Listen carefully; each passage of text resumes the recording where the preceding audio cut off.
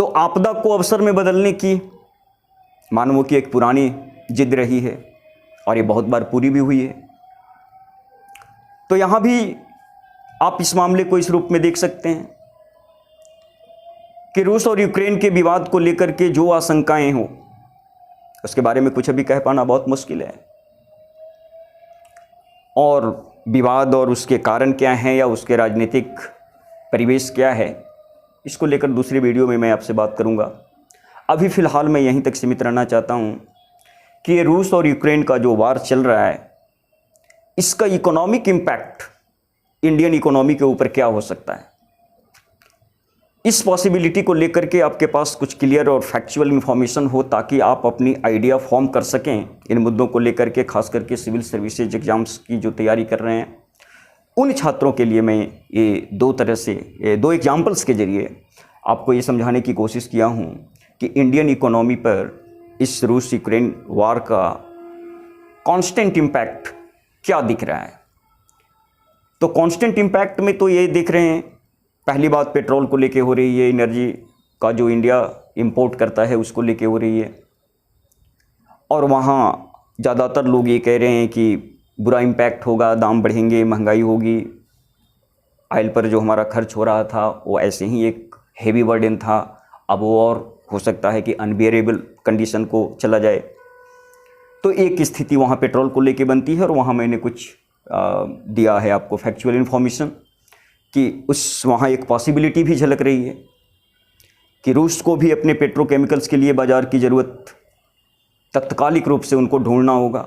वरना वो अपनी इकोनॉमी में एक बड़ी सेटबैक के लिए तैयार रहें। भारत को भी एक परमानेंट सेटलमेंट आज नहीं तो कल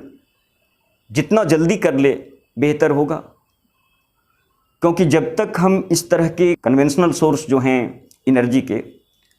उसका इतना बड़ा मात्रा में ये जब तक हम आयात कर रहे हैं, तो अब एक इस्टेब्लिश्ड प्लेटफॉर्म होना चाहिए जहां से हमको ये निरंतर सप्लाई होता रहे और मिलता रहे, क्योंकि बहुत बड़ी अमाउंट में हम इनको इंपोर्ट कर रहे हैं। और इतनी बड़ी मात्रा में इंपोर्ट अक्सर जब भी तेल को लेकर अंतर्राष्ट्रीय वातावरण में कुछ आशंकाएं आती है तो सबसे पहले हमारा दिल धड़कने लगता है कि अब हम पर मार पड़ने वाली है। तो इन सब का एक परमानेंट सॉल्यूशन भी ढूंढा जा सकता है इस आपदा के काल में, क्योंकि इस आपदा ने बिल्कुल ही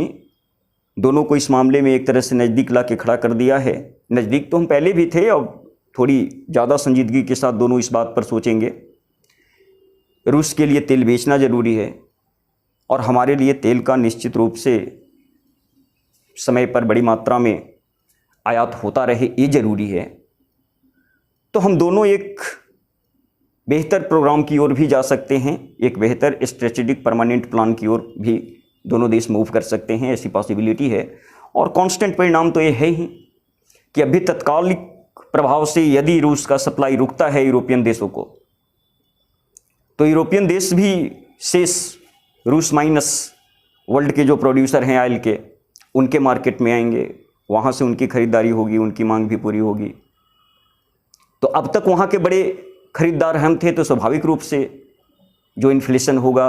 मांग को बढ़ने से दाम में जो वृद्धि होगा, उसकी मार हम पर पड़ेगी। तो तत्काल प्रभाव तो ये होगा, और ये अब कुछ दिख भी रहा है। इसका असर अंतर्राष्ट्रीय बाजार से भारतीय बाजार तक अब पहुंचने लगा है। लेकिन इसी आपदा के दौरान हम कोई ऐसा final long term strategic supply line develop कर लें रूस के साथ, क्योंकि दोनों का रिक्वायरमेंट जो है वो एक दूसरे को भरपूर सहयोग देने की भूमिका गढ़ रहा है। रूस को हर हाल में अंतर्राष्ट्रीय बाजार में अपने लिए एक विश्वसनीय खरीदार जो बड़ी मात्रा में उसके ऑयल को कंज्यूम करता हो, ऐसे दोस्त की ज़रूरत है। और भारत को भी एक ऐसे परमानेंट सोर्स की ज़रूरत है जहाँ से ऑयल के रिक्वायरमेंट को लेके इंटरनेशनल लेवल पर जो पॉलिटिक्स होती है उसके प्रभाव में आकर के बहुत बार उनको प्रभावित करके, उनको डैमेज करके, उनको कंट्रोल करके और हमारे साथ ब्लैकमेल की स्थिति उत्पन्न कर दी जाती है। तो इन सब स्थितियों से बचने के लिए या जो फ्लक्चुएशन आता है इकोनॉमी में, उससे बचने के लिए जरूरी है कि एक लॉन्ग टर्म स्ट्रेटेजिक प्लान के तहत हम रूस से ऐसा कोई समझौता या ऐसी कोई व्यवस्था करें, उसके लिए आगे बढ़ें। नेक्स्ट वीडियो में मैं आपको ये बताऊंगा कि ये जो पॉसिबिलिटी दिखाने की मैं कोशिश कर रहा हूं कि इस आपदा के दौरान हम अपने एक बेहतर अवसर की भी तलाश कर सकते हैं और उसके जरिए हम भारत की अर्थव्यवस्था के इस दुखती रग को कुछ बेहतर ताकत प्रोवाइड कर सकते हैं। तो अगली वीडियो में मैं ये दिखाने की कोशिश करूंगा कि वो प्लान क्या हो सकता है जिसके जरिए भारत और रूस दोनों इस मामले में थोड़ा निश्चिंत हो सकें और अपनी इकोनॉमी के एक बड़ी बीमारी को कुछ बेहतर इलाज दे सकें। तो दैट्स ऑल दोस्तों, आज इतना ही। नमस्कार, जय हिंद।